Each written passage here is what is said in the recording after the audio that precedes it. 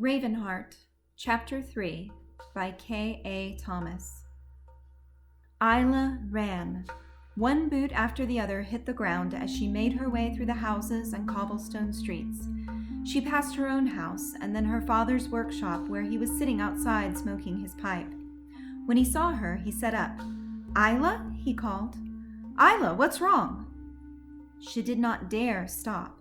She did not want to disappoint her father by telling him what had happened. This night seemed to confirm that she was unable to live a normal dwarf life. She passed the widows' huts and turned onto the path that would take her into the woods where she had been found. The path she followed slowly turned into a tangled web of forest debris, and before long she was pushing through the tree limbs and new growth of spring as she made her way to the stream. When she arrived there, she stood by its banks, the trickling of the water offering her little comfort. She was exhausted from running and shaking from her tears.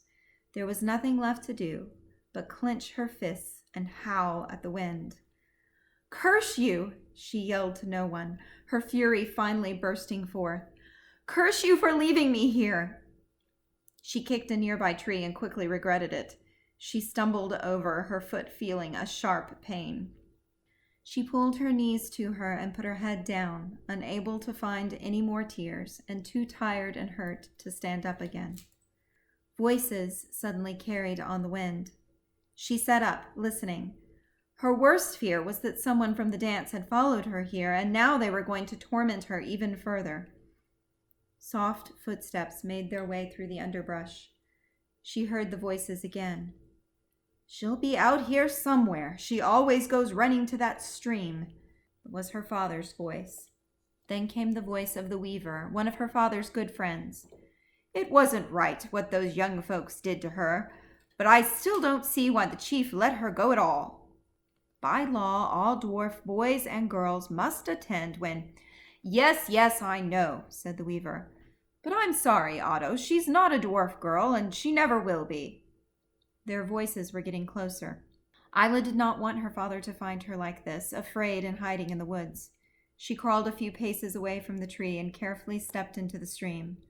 Her father had taught her years ago that the woods refused to conceal the steps of man or beast, but if one walked very carefully in the stream and only let the water run over his ankles, he could get away without being heard. "I can always follow the stream back," she reasoned to herself, and she slowly began to walk. She, like all dwarves in the village, had never been downstream before.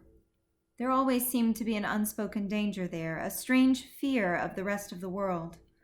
Ayla was afraid of that world too, but the shame of encountering her father as a disgrace kept her from turning back. Step by step, she made her way through the cold water, careful never to let the stream run too far over her boots. The voices of the weaver and Otto disappeared in the trickling of the stream. She walked for another hour, gripping her shoulders against the chilly night air. The moon was rising, but Ayla could barely make it out. A thick cover of clouds was rapidly gathering in the sky, hiding the small half-moon for minutes at a time. A very dark night lay ahead of her. The tall brown rocks that rose out of the stream were turning into threatening black shadows, and the water seemed to swirl around her feet at a faster pace. Her toes were cold and wet, and one foot still throbbed slightly from kicking the tree. It was time to go home and face her father. She knew he would only try to comfort her, but inside, his heart would be breaking. She stepped onto the bank and shook her feet to free them of as much water as possible. The leather was completely soaked, and her skirt was brown around the hem. These were her best clothes. Maybe Gerda could wash them clean again? A lumbering through the woods caught her attention, and she looked up, frozen in the faint moonlight. The sound of something heavy was moving through the trees, just a few steps in front of her. She held her breath as the outline of the beast took shape. It was a bear.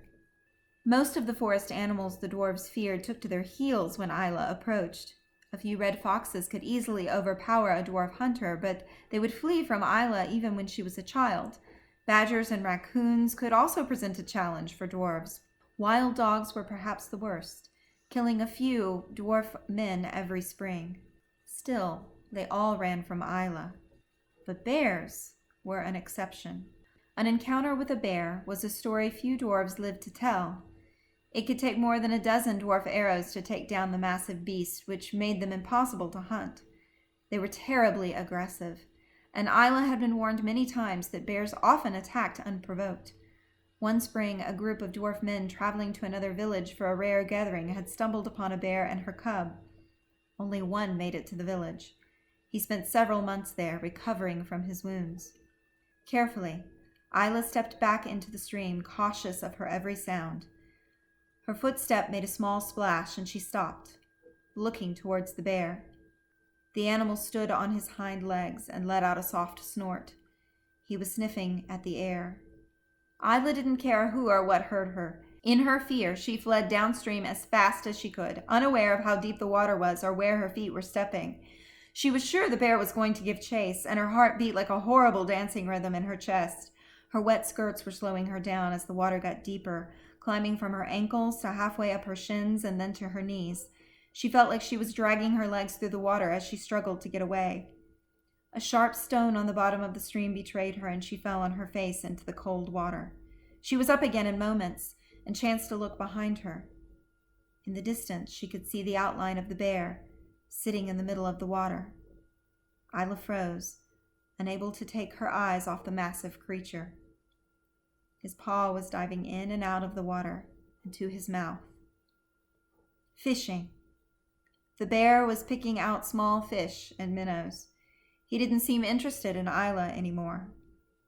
She couldn't stifle a small, thankful laugh as she took a few deep, relieved breaths. The bear's fishing, she told herself. It's okay. You can go home.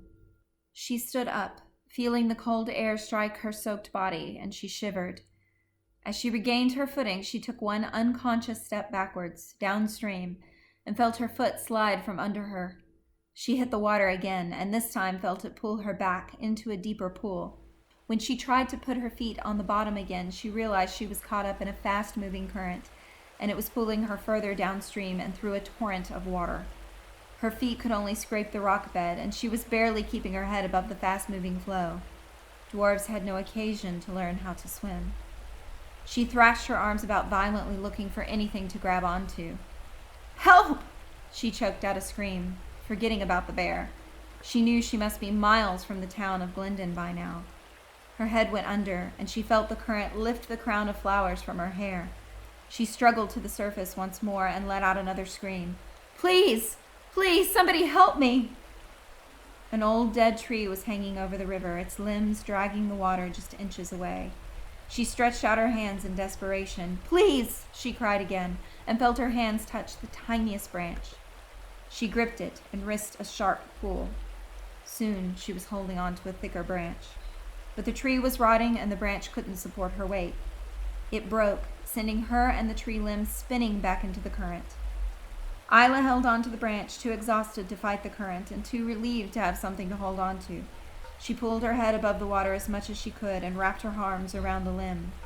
Her eyes closed in a faint sleep as the cold water whisked her away from everything she had ever known.